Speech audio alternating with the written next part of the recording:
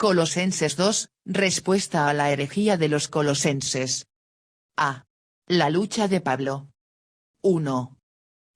La profundidad de la lucha de Pablo por los colosenses y otros. Porque quiero que sepáis cuán gran lucha sostengo por vosotros, y por los que están en la Odisea, y por todos los que nunca han visto mi rostro. A. Cuán gran lucha sostengo por vosotros. Esta gran lucha era dentro de Pablo. Sostengo por vosotros. No era de que Pablo peleara con otros acerca de los cristianos colosenses. Pablo describió su lucha espiritual y su sincero interés por los colosenses como una gran lucha. Y Pablo usó imaginería atlética en Colosenses 1:29, luchando, y continúa con esa metáfora deportiva con las palabras gran lucha. B. Y por todos los que nunca han visto mi rostro. Aparentemente, Pablo nunca había visitado Colosas. La mayoría de los cristianos de Colosas nunca habían visto su rostro. Así como la autoridad de Pablo se extendió a aquellos que nunca había conocido a aquellos que nunca habían visto su rostro, así también se extiende a nosotros.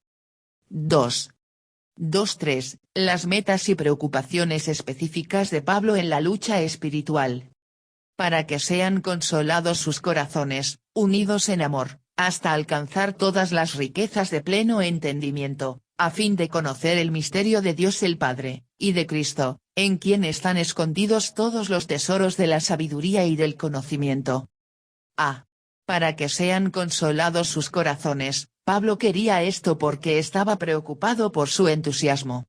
Él sabía que el desconsuelo y el desánimo en los cristianos los hace presa fácil para el mundo, la carne y el maligno. Y consolados, la palabra que usa es paraklein. Algunas veces esa palabra significa consolar, otras veces significa exhortar, pero siempre detrás está la idea de capacitar a una persona para enfrentar una situación difícil con confianza y galantería. Barclay. Pablo quería que estos cristianos fueran aptos para acciones heroicas. B. Unidos en amor. Pablo quería esto porque estaba preocupado por su unidad. La unidad no llegaría por cohesión, sino por amor. C. Hasta alcanzar todas las riquezas de pleno entendimiento, a fin de conocer el misterio. Pablo quería esto porque estaba preocupado por su entendimiento. Él sabía que su unidad y firmeza no eran solo una cuestión de amor, sino también de crecer juntos en la verdad de Dios. Y Pablo sabía que su unidad no venía solamente del amor, sino también de la verdad, de ambos siendo unidos en amor y creciendo en el entendimiento y el conocimiento de la verdad de Dios. Y la verdadera sabiduría que Pablo quería que ellos conocieran en Jesús los uniría, ciertamente, los uniría en amor, en lugar de dividirlos como lo hacía la falsa sabiduría. Y para Pablo, las verdaderas riquezas eran encontradas en el pleno entendimiento del creyente. A muchos les hacía falta el pleno entendimiento sobre el carácter de Dios y no están convencidos de que Él es realmente bueno y amoroso. A otros les faltaba pleno entendimiento sobre su salvación y se preguntaban si su vida cristiana era real. Una gran libertad y confianza llegan a nosotros cuando alcanzamos este pleno entendimiento. D. A fin de conocer el misterio de Dios. El término misterio de Dios es usado de distintas maneras en el Nuevo Testamento. Aquí, Pablo usa este término con respecto al carácter y la persona de Dios, algo que nosotros no podríamos conocer a menos que fuera revelado por Él. Y la palabra Cristo está en el mismo caso que misterio, colocándola en aposición con ella. El misterio es Cristo. West. Y otros podrían llevarlos por mal camino con palabrería engañosa sobre misterios, pero había un misterio por encima de los demás, el misterio del propósito del amor de Dios, revelado solamente en Cristo, y la preocupación de Pablo era de que ellos llegaran a conocer este misterio que sobrepasa todo entendimiento, y que lo conozcan como una presencia permanente. Bruce. Y se describen tres misterios en Colosenses 1:24 al 2:2.3. Punto centrado: la Iglesia como el cuerpo de Cristo, por la cual Pablo servía y sufría, 1:2.24-26. Punto centrado: la presencia permanente de Cristo, la esperanza de gloria individual de cada creyente, 1:27. Punto centrado el Jesús revelado, el tesoro de toda sabiduría y conocimiento, 2:23. Cristo, en quien están escondidos todos los tesoros de la sabiduría y del conocimiento. Esta es una idea importante en la carta de Pablo a los colosenses. Con esto, Pablo refutó algunas de las malas enseñanzas que preocupaban a los cristianos colosenses. Ellos estaban influenciados por maestros que les decían que buscaran los tesoros de la sabiduría y del conocimiento, pero que no los buscaran en Jesús. Pablo escribió: ustedes encontrarán todos los tesoros de la sabiduría y del conocimiento en Jesús. Él los tiene todos. No está mal buscar sabiduría y conocimiento, pero nosotros hemos de buscarlos todos en Jesús. Y cuando Pablo dijo que esta sabiduría está escondida en Cristo, él utilizó la antigua palabra griega apócrifos. El uso que hace de esa palabra es un golpe dirigido a los gnósticos. Los gnósticos creían que una gran masa de conocimiento elaborado era necesaria para la salvación. Ese conocimiento lo escribían en sus libros, los cuales llamaban apócrifos porque estaban fuera del alcance del hombre común. Barclay. Pablo quería que todos supieran que la verdadera sabiduría no estaba escondida en libros secretos, sino que estaba depositada en Jesucristo para que de este modo todos tuvieran acceso a ella. Y escondida no significa, sin embargo, que esté oculta, sino que está guardada o almacenada como un tesoro. Baum. Y todo lo que quisiéramos preguntar sobre Dios o sobre sus propósitos puede y debe ser contestado. Esta es la fuerza de este versículo, con referencia al Jesús crucificado y resucitado, el Mesías. Wright. Y Él es en verdad el misterio de Dios, profundo en la maravilla de su ser, y sin embargo, tan real, que el niño más pequeño habla de él con dulce familiaridad. Morgan. V. Cuando Pablo describe la verdad de Dios con palabras como riquezas y tesoros, él nos recuerda que la verdad de Dios es preciosa y digna de buscar con sacrificio. 3. 4. La seria advertencia de Pablo. Y esto lo digo para que nadie os engañe con palabras persuasivas. Y esto lo digo para que nadie os engañe con palabras persuasivas. Aquellos que les dijeron a los colosenses que encontraran sabiduría y conocimiento aparte de la sencillez de Jesús, fueron muy persuasivos. El atractivo de la sabiduría y el conocimiento escondidos y profundos puede ser fuerte y engañoso. B. Para que nadie os engañe, Pablo no dijo que ellos ya habían sido engañados, pero vio el peligro claramente y les advirtió sobre ello. Y puede sonar simple, pero los engañadores engañan. Ellos no anuncian su falsa doctrina como falsa doctrina, y por lo general va a ser lo suficientemente similar a la verdad como para ser peligrosa. 4. 5-7. La confianza de Pablo en su firmeza actual. Porque aunque estoy ausente en cuerpo, no obstante en espíritu estoy con vosotros, gozándome y mirando vuestro buen orden y la firmeza de vuestra fe en Cristo.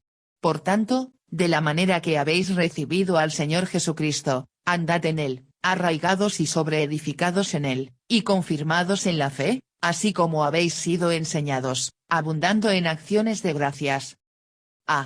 Porque aunque estoy ausente en cuerpo, no obstante en espíritu estoy con vosotros, a través de la oración, el núcleo de su lucha mencionada en Colosenses 2:2.1. Pablo sentía genuinamente que estaba entre los cristianos colosenses en espíritu, aun cuando estaba ausente en cuerpo. Y la sensación de Pablo de estar espiritualmente presente con sus amigos ausentes podía ser extraordinariamente fuerte y vívida. Tal vez el ejemplo más notable se encuentra en 1 Corintios 5:2.35, donde habla de sí mismos como presente en espíritu en una asamblea de la iglesia en Corinto, en un tiempo en el cual él residía en Éfeso. Bruce. B. Gozándome y mirando vuestro buen orden, continuando con la idea del versículo anterior, Pablo no veía a una iglesia de Colosas entregada a la herejía. Estaban bajo grave peligro, pero todavía estaban en buen orden, y mostraban la firmeza de su fe. Y, según Baum, Las palabras orden y firmeza son utilizadas en aspectos militares. Él ve la situación de los colosenses como la de un ejército bajo ataque y afirma que sus líneas continuaban sin romperse, y su disciplina intacta, y su fe en Cristo firme. C. Por tanto, de la manera que habéis recibido al Señor Jesucristo, andad en él. Esta es una regla maravillosa para la vida del cristiano. No podemos perfeccionar en la carne lo que ha empezado en el Espíritu, por lo tanto, así como recibiste a Jesús, andad en él de la misma manera. Las cosas simples de la vida cristiana proporcionan un combustible espiritual continuo y confiable para el crecimiento. Siempre debemos recordar las cosas que hemos sido enseñados. Y cuando él dice que ellos han recibido a Jesucristo como su Señor, él usa el verbo que era empleado específicamente para denotar la recepción de algo que era entregado por tradición. En otras palabras, los colosenses han recibido al mismo Cristo como su tradición, y esto debería probar una suficiente certeza en contra de seguir las tradiciones de los hombres. Colosenses 2:2.8. Bruce. Y, es decir, Pablo está hablando de las doctrinas con respecto a la persona y obra del Señor Jesús, en lugar de hablar de él personalmente, ya que las primeras estuvieron involucradas en la herejía de los colosenses. West. Y. Él no recibe sus cualidades y atributos, de santidad, como algo aparte del Señor Jesús, sino que al recibirlo a él las obtiene.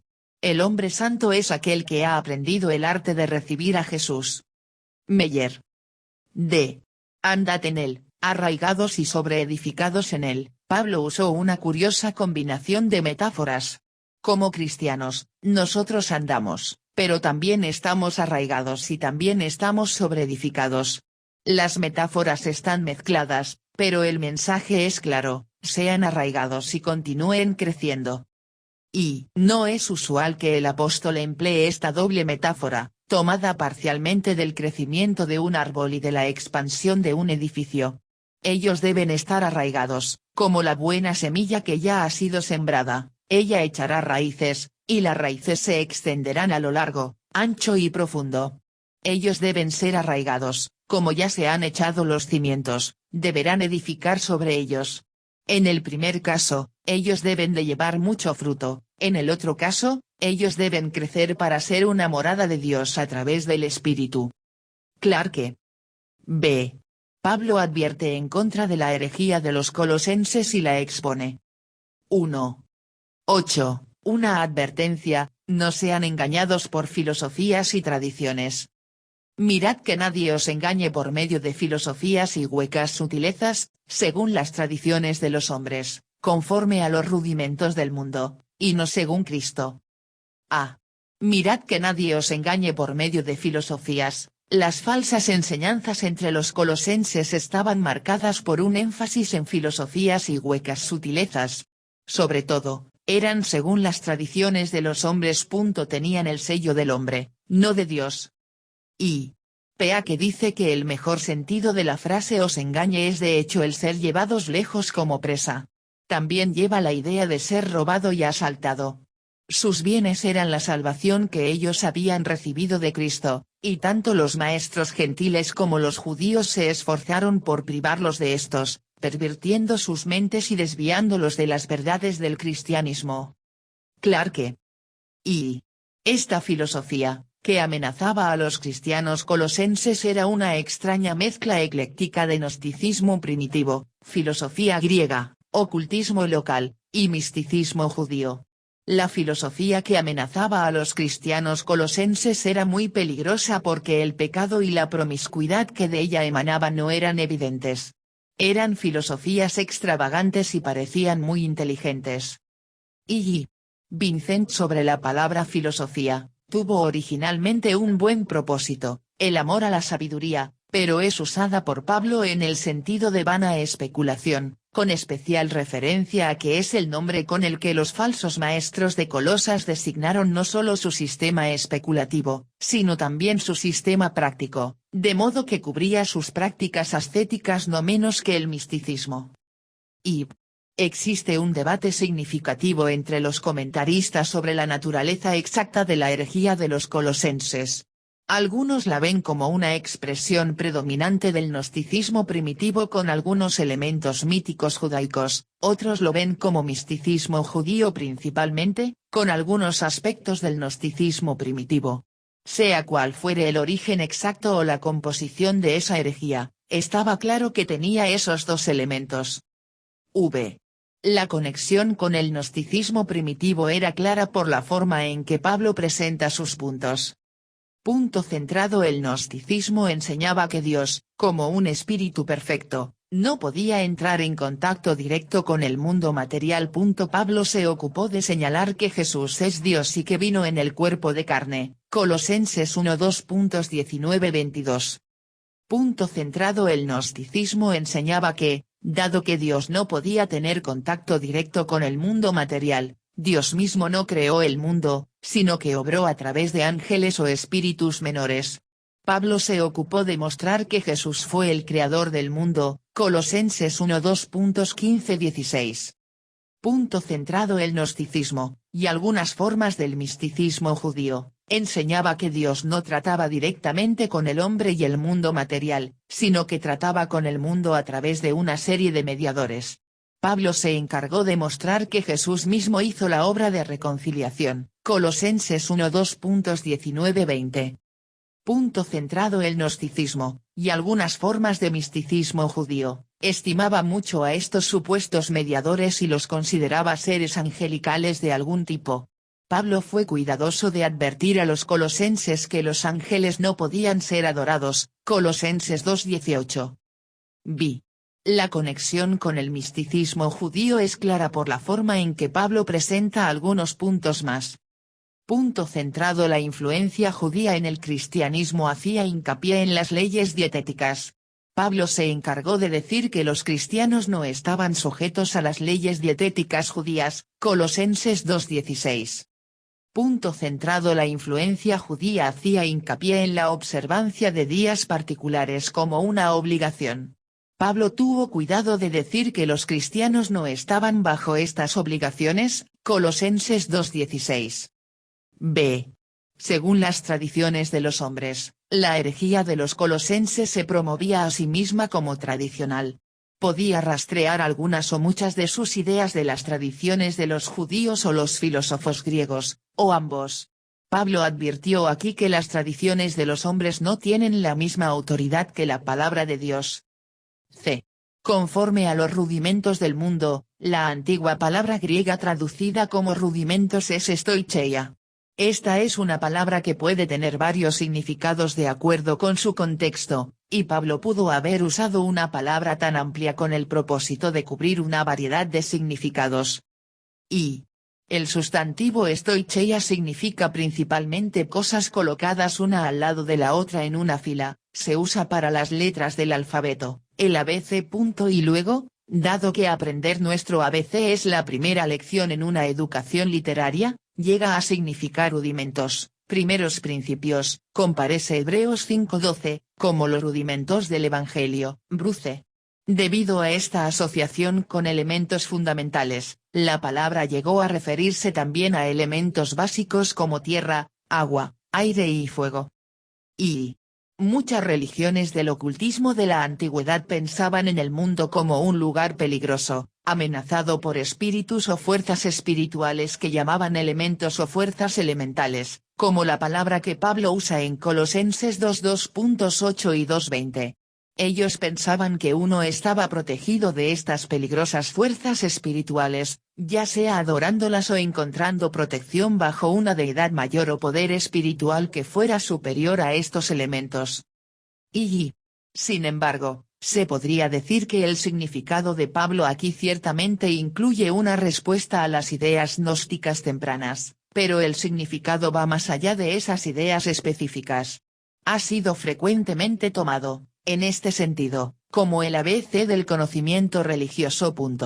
La expresión debe aplicarse a algo que, judíos y paganos, tenían en común. Vea que. Tanto los judíos como los paganos tenían en común la idea básica de causa y efecto y, en cierto sentido, Esta rige la naturaleza y la mente de los hombres. Vivimos bajo la idea de que recibimos lo que merecemos. Cuando somos buenos, merecemos recibir el bien; cuando somos malos, merecemos recibir el mal. Pablo advirtió a los colosenses que no se sometieran a este tipo de pensamiento que elimina a la gracia, y que se consideren muertos a él. 2. 9-10. La plenitud de Jesús y nuestra conexión con él, muestran que otras filosofías y tradiciones son innecesarias. Porque en él habita corporalmente toda la plenitud de la deidad, y vosotros estáis completos en él, que es la cabeza de todo principado y potestad. A. Porque en él habita corporalmente toda la plenitud de la deidad. Esta es una declaración dramática e irrefutable de la plenitud de la deidad de Jesús. Ya que toda la plenitud de la deidad habita en Jesús, él no puede ser un Dios a medias o un Dios menor. Y deidad, Pablo está declarando que en el Hijo habita toda la plenitud de la deidad absoluta. No eran simples rayos de gloria divina los que le cubrieron, iluminando su persona por algún tiempo y con un esplendor que no era de él, sino que él era, y es Dios absoluto y perfecto, y el apóstol usa la palabra teotes para expresar esta deidad esencial y personal del Hijo. Trenck, citado en West.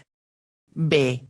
En él habita corporalmente toda la plenitud de la deidad. La falsa enseñanza entre los cristianos colosenses era algo así como una forma temprana de las herejías gnósticas que vendrían después. Estas herejías gnósticas hacían una separación radical entre el mundo espiritual y el mundo material.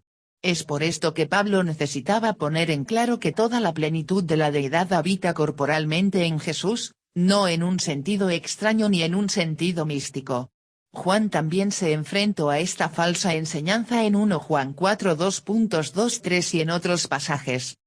Y una falsa enseñanza que se relacionaba con esto en la iglesia primitiva se llamaba docetismo, la cual proclamaba que Jesús no tuvo un cuerpo humano real, solo aparentó tener uno. Otra falsa enseñanza era llamada cerintianismo, y esta decía que Jesucristo hombre estaba separado y era distinto del Cristo espiritual. C. Y vosotros estáis completos en él. Esto solo puede ser verdad porque Jesús es verdaderamente Dios. Si él no fuera Dios, nosotros no podríamos estar completos en él. Cualquier cosa que diga que no estamos completos en él también quita la deidad de Jesús. Y si toda la plenitud de Dios habita en Jesús, y como creyentes estamos unidos a él en una relación de fe, entonces nosotros estamos también completos en él. Por lo tanto no había necesidad de ir a las falsas promesas y atracciones presentadas por los falsos maestros entre los colosenses. Y vosotros estáis completos en él. Pablo dice que este es un hecho para ser disfrutado, no un estatus que pueda ser ganado. D. Que es la cabeza de todo principado y potestad. En muchos pasajes del Nuevo Testamento, principado y potestad describen rangos de seres angelicales, ya sean seres angelicales fieles o caídos. Romanos 8:38, Efesios 1:21, Efesios 3:10, Efesios 6:12. Por lo tanto, Pablo aquí declara la autoridad de Jesús sobre todos los seres espirituales. Las falsas enseñanzas entre los cristianos colosenses ponían especial atención a estos seres espirituales de menor rango, pero Pablo pone bien en claro que Jesús está muy por encima de ellos. 3. 11-12, la obra de Jesús en su pueblo a través de la circuncisión espiritual e ilustrada por el bautismo. En él también fuisteis circuncidados con circuncisión no hecha a mano, al echar de vosotros el cuerpo pecaminoso carnal, en la circuncisión de Cristo, sepultados con él en el bautismo, en el cual fuisteis también resucitados con él, mediante la fe en el poder de Dios que le levantó de los muertos. En él también fuisteis circuncidados. La mayoría de los cristianos colosenses eran gentiles que nunca habían sido físicamente circuncidados. Pero Pablo les asegura que ellos fueron ciertamente circuncidados en un sentido espiritual, que es incluso más importante que la circuncisión física. Y los cristianos colosenses tuvieron que lidiar con una gran variedad de falsas enseñanzas. No solamente tenían ideas erróneas acerca de Jesús, sino que también tenían ideas erróneas sobre cosas como la circuncisión.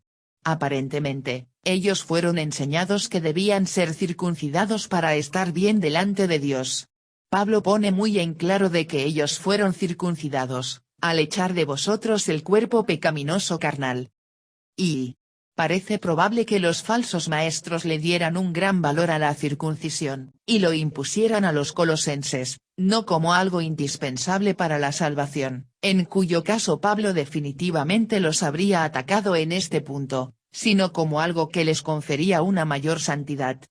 Vea que y nuestra circuncisión espiritual significó el echar de vosotros al viejo hombre. La palabra griega de echar de vosotros, un compuesto doble, denota tanto quitar como desechar.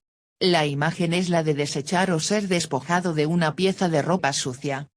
Bau.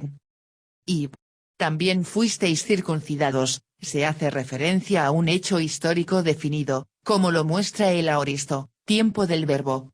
Esta fue su conversión, la circuncisión interior del corazón, por la cual entraron en las bendiciones del nuevo pacto. Vea que b.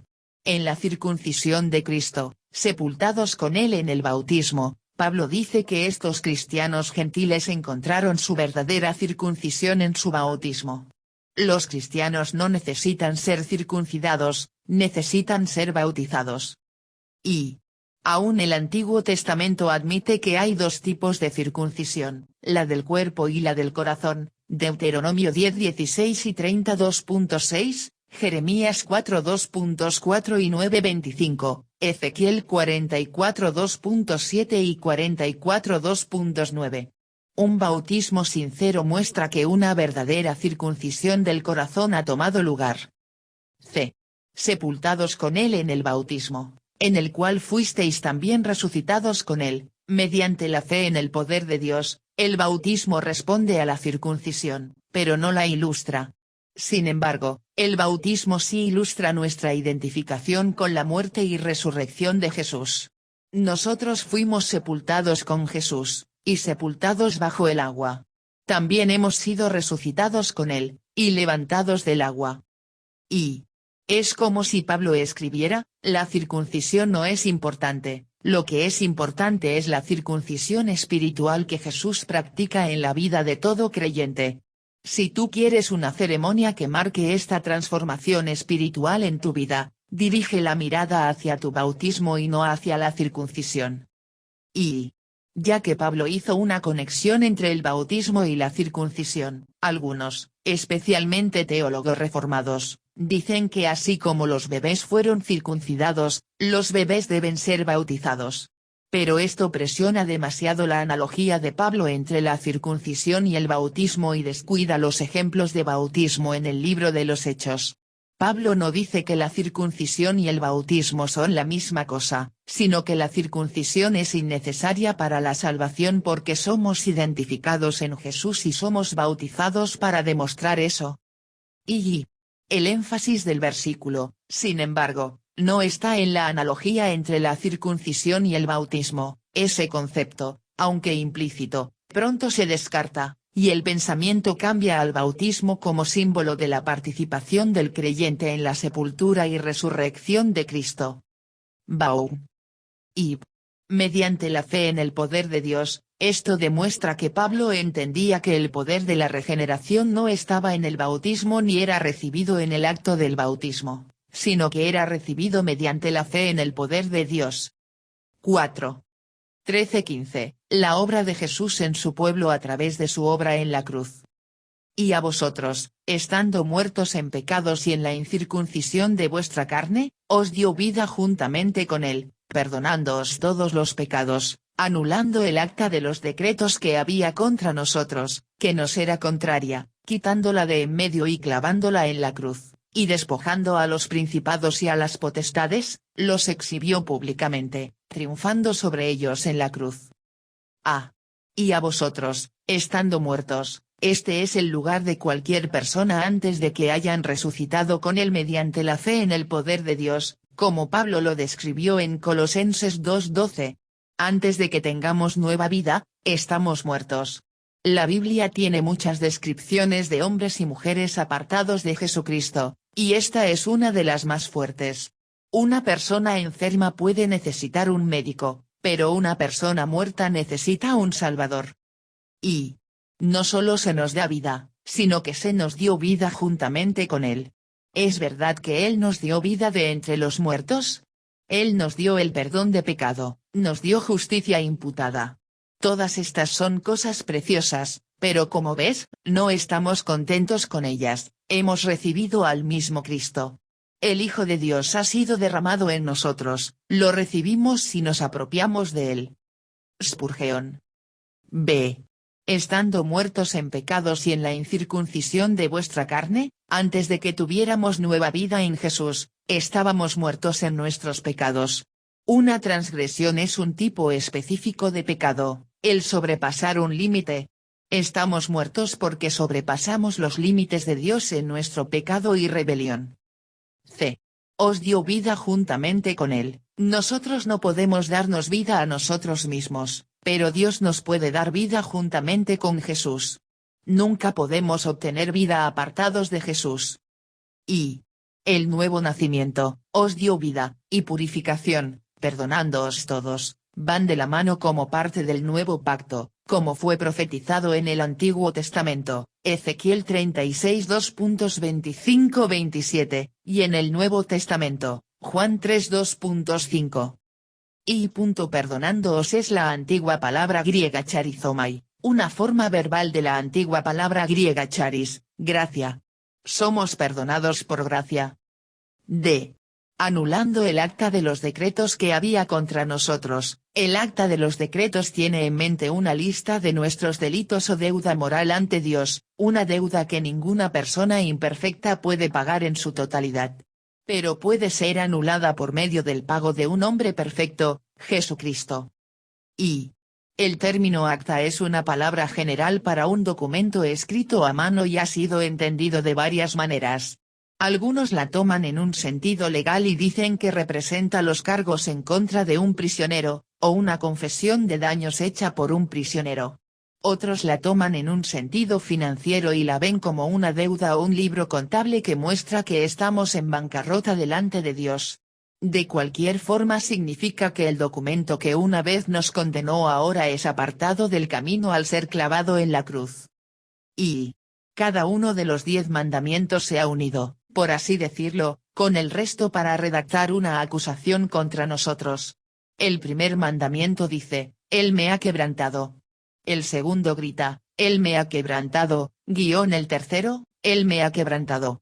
Y los 10 juntos han hecho la misma acusación contra cada uno de nosotros. Esa es el acta de la ley que condena a todo hombre nacido de mujer mientras permanezca en su estado natural. Spurgeon. Y incluso podría decirse que él tomó el documento, ordenanzas y todo, y lo clavó en su cruz como un acto de desafío triunfal frente a los poderes de chantaje que lo estaban presentando en contra de hombres y mujeres para poder exigir su lealtad. Bruce. Y, según Vincent, la antigua palabra griega traducida como anulando es una palabra compuesta de la palabra ungir y del prefijo que significa completamente. La idea es de que algo fue completamente anulado, y en el antiguo mundo el término era usado para blanquear una pared o recubrir una pared con oro. Esto significa que las acusaciones en contra de nosotros fueron anuladas y cubiertas por completo. Clavándola en la cruz, Jesús no solo pagó por el acta de los decretos que estaba en nuestra contra, también la quitó de en medio, y la clavó en la cruz. Él hizo todo lo posible para asegurarse de que el acta de los decretos que había contra nosotros no pudiera acusarnos más. Y Pablo, mirando a la cruz, vio allí en cambio el titulus que expresaba la acusación contra todo el pueblo de Jesús, el código escrito que estaba en su contra, descalificándolos del amor de la nueva era. Y fue Dios, y no Pilato, el que lo puso allí. Wright. Y recordemos que las acusaciones del crimen de Jesús fueron clavadas en la cruz y colgadas sobre su cabeza, Mateo 27 2.37. Ya que nos identificamos con Jesús en su muerte en la cruz, Romanos 6 2.38, es como si el acta de los decretos que había contra nosotros fuera también clavada en la cruz, al igual que la acusación contra Jesús. F. Y despojando a los principados y a las potestades. Otro aspecto de la obra de Jesús en la cruz es que él despojó a los principados y a las potestades. Estos rangos de seres angelicales hostiles, Romanos 8:38, Efesios 1:21, Efesios 3:10, Efesios 6:12, no tienen las mismas armas para usar contra los cristianos que las que tienen contra los que no están en Jesús. Y los poderes más grandes de la tierra en ese momento, Roma, con el gobierno más poderoso, y el judaísmo, con la religión más poderosa, conspiraron juntos para poner al Hijo de Dios en la cruz. Estos poderes, enojados por su desafío a su soberanía, lo desnudaron, lo llevaron al desprecio público y celebraron un triunfo sobre él, Urait. Aquí Pablo nos muestra otra vez la paradoja de la cruz, que el Jesús victorioso tomó a los poderes espirituales que controlaban los poderes de la tierra y los desnudó, los puso en afrenta pública, y triunfó públicamente sobre ellos. Y solo podemos imaginar cómo Satanás y cada demonio oscuro y malicioso atacaron a Jesús mientras colgaba de la cruz por nosotros, como si fuera un pecador culpable. Mientras él estaba colgado allí, atado de pies y manos al madero en aparente debilidad, ellos imaginaron que le tenían a sus pies, y se arrojaron a él con intenciones hostiles. Pero, lejos de sufrir su ataque sin resistencia, se enfrentó a ellos y los dominó, despojándolos de la armadura en la que confiaban, y los sostuvo en alto en sus manos extendidas, mostrando al universo la impotencia de ellos y su propia fuerza invicta. Bruce. Y. Pablo escribió en otro lugar que si los gobernantes de esta era, con lo que se refería tanto a los poderes espirituales de las tinieblas como a sus representantes terrenales, hubieran sabido lo que sucedería en la cruz, nunca hubieran crucificado a Jesús. 1 Corintios 2:8.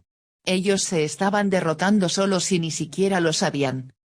Y contra el creyente, ¿qué armas tienen ahora los espíritus demoníacos? Ellos fueron despojados, excepto por su habilidad para engañar y crear temor. Estas son armas efectivas que no son tangibles. Los espíritus demoníacos solamente tienen el poder en nuestra contra, que nosotros les damos al creer en sus mentiras. Las armas están en nuestras manos, no en las de ellos. Algún día veremos cuánto nos temían. Triunfando sobre ellos, Pablo usó frases similares en 2 Corintios 2:14, donde tenía en mente el desfile de la victoria romana donde un general conquistador conducía a sus cautivos derrotados por las calles en triunfo. Y tal vez Satanás, por un momento, pensó que había ganado en la cruz. Pero la victoria imaginada del infierno se convirtió en una derrota que despojó a todos los enemigos espirituales que luchan contra los que viven bajo la luz y el poder de la cruz. La exhibición pública de los espíritus demoníacos derrotados hace que su derrota sea aún más humillante. Y Cristo, en esta imagen, es el general conquistador, los principados y las potestades son el enemigo vencido que se muestra como botín de batalla ante el universo entero. Y la muerte de Cristo no solamente otorgó perdón, también manifestó poder. No solamente canceló la deuda, fue un triunfo glorioso.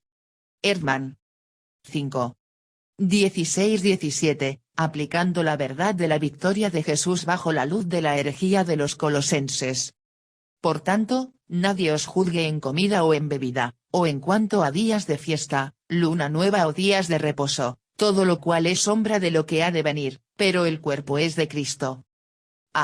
Por tanto, nadie os juzgue. La frase por tanto es importante. Conecta esta idea con la idea anterior. Debido a que Jesús ganó tan gloriosa victoria en la cruz, no debemos dejar que nadie os juzgue en comida o en bebida, ni en ningún otro asunto relacionado con el legalismo.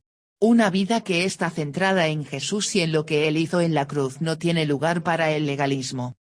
Y sería verdaderamente absurdo para aquellos que han cosechado el beneficio de la victoria de Cristo que se pusieran voluntariamente bajo el control de los poderes que Él había conquistado. Bruce. B. En comida o en bebida, o en cuanto a días de fiesta, luna nueva o días de reposo, todo lo cual es sombra de lo que ha de venir. La ley del Antiguo Testamento tenía ciertas disposiciones que fueron eliminadas en Jesús, con respecto a cosas como la comida o los días de reposo. No es que esas leyes eran malas, simplemente que eran una sombra de lo que ha de venir. Una vez que el cuerpo, Jesucristo, ha llegado, ya no necesitamos la sombra. Y este punto es claro: días y comida, como se observaban bajo la ley de Moisés, ya no son obligatorios para la gente del nuevo pacto. La sombra ha pasado, la realidad ha llegado. Así que para el cristiano todas las comidas son puras, 1 Timoteo 4:2.45, y todos los días le pertenecen a Dios. Y los cristianos, por lo tanto, son libres de mantener una dieta kosher o de observar el día de reposo si así les place. No hay nada de malo con esas cosas. Sin embargo, ellos no pueden pensar que el comer kosher o guardar el día de reposo los acercará más a Dios, y no pueden juzgar a otro hermano o hermana que no guarde tales leyes. Y las regulaciones del judaísmo fueron diseñadas para el periodo en el que el pueblo de Dios consistía de una unidad racial, cultural y geográfica, y estas reglas simplemente son hechas obsoletas ahora que este pueblo se está convirtiendo en una familia a nivel mundial. Ellas fueron la sombra que proyectaba a la nueva era que se aproximaba. Wright. 6. 18-19. Pablo reprende el extraño misticismo de la herejía de los colosenses. Nadie os prive de vuestro premio, afectando humildad y culto a los ángeles, entremetiéndose en lo que no ha visto, vanamente hinchado por su propia mente carnal, y no asiéndose de la cabeza, en virtud de quien todo el cuerpo, nutriéndose y uniéndose por las coyunturas y ligamentos, crece con el crecimiento que da Dios. Afectando humildad y culto a los ángeles. Estos aspectos de falsa humildad y del culto a los ángeles eran parte de la falsa enseñanza que preocupaba a los cristianos colosenses. Es por esto que Pablo toca de nuevo estos temas a través de la carta a los colosenses. El antídoto para estas falsas enseñanzas es simplemente más de Jesús, exaltarlo sobre los ángeles, y caer en cuenta de que debido a su obra terminada no hay nada de qué enorgullecerse. Es decir, los herejes probablemente insistían en que su culto a los ángeles, en lugar de al Dios Supremo, era una expresión de humildad de su parte. Su humildad encontró una expresión en la adoración de los ángeles. Por lo tanto, es esa humildad la que hace que un hombre se considere indigno de entrar en comunión con Dios y, por lo tanto, sea impulsado a adorar a los ángeles. Vea que la falsa humildad y el culto a los ángeles no hacen a nadie más espiritual. En cambio, asiéndose de la cabeza, Jesús, nos hace verdaderamente espirituales.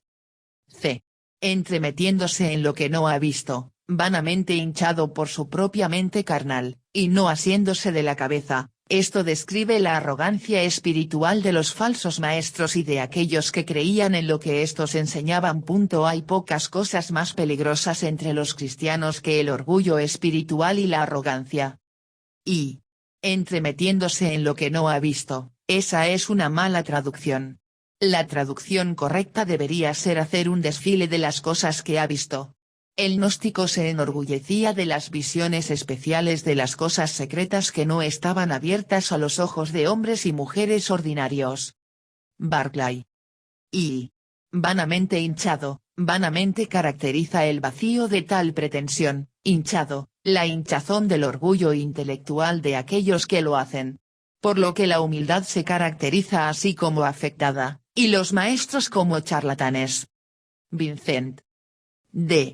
En virtud de quien todo el cuerpo, cuando estos extraños movimientos místicos surgen en la Iglesia, no atraen a todo el cuerpo, sino solo a unos pocos cristianos de la élite. Esta no es la causa bajo la cabeza, Jesús, Él quiere que todo el cuerpo crezca junto. Crece con el crecimiento que da Dios, este es el plan de Dios para el crecimiento de la Iglesia. Nosotros permanecemos fieles y conectados a Jesús, nuestra cabeza, y Dios nos da el crecimiento. 7. 20-23. Pablo reprende la esencia del legalismo. Pues si habéis muerto con Cristo en cuanto a los rudimentos del mundo, ¿por qué, como si vivieseis en el mundo, os sometéis a preceptos tales como, no manejes, ni gustes, ni aun toques, en conformidad a mandamientos y doctrinas de hombres, cosas que todas se destruyen con el uso? Tales cosas tienen a la verdad cierta reputación de sabiduría en culto voluntario, en humildad y en duro trato del cuerpo, pero no tienen valor alguno contra los apetitos de la carne. No. Esta es una descripción perfecta de la religión legalista, definida más por lo que no hacemos que por lo que hacemos. El cristianismo es una religión moral, tiene límites morales definidos. Pero con respecto a su fundamento, el cristianismo es una religión de acción positiva. B. Habéis muerto con Cristo en cuanto a los rudimentos del mundo. Recordar esto es clave para vivir por encima del legalismo.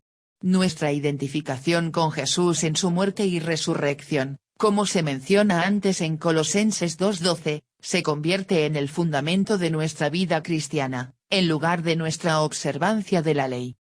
Y cosas que todas se destruyen con el uso, son cosas que llegan a un fin en el mismo acto de ser usados. El manejarlas, el comerlas, y cosas por el estilo implican su destrucción. El alimento, una vez que se come, deja de ser alimento. Estas no son las cosas más importantes, estas cosas no son las máximas realidades. Bruce. C. En conformidad a mandamientos y doctrinas de hombres, un aspecto del legalismo es que las doctrinas de hombres son promovidas como las leyes de Dios. D. Tales cosas tienen a la verdad cierta reputación de sabiduría. Pero no tienen valor alguno contra los apetitos de la carne. Podríamos considerar esto como la mayor acusación contra el legalismo en la Biblia. El resultado final es que las reglas del legalismo no tienen ningún valor para restringir los apetitos de la carne. Y todas las reglas legalistas pueden tener una reputación de sabiduría, pero no tienen ningún valor real.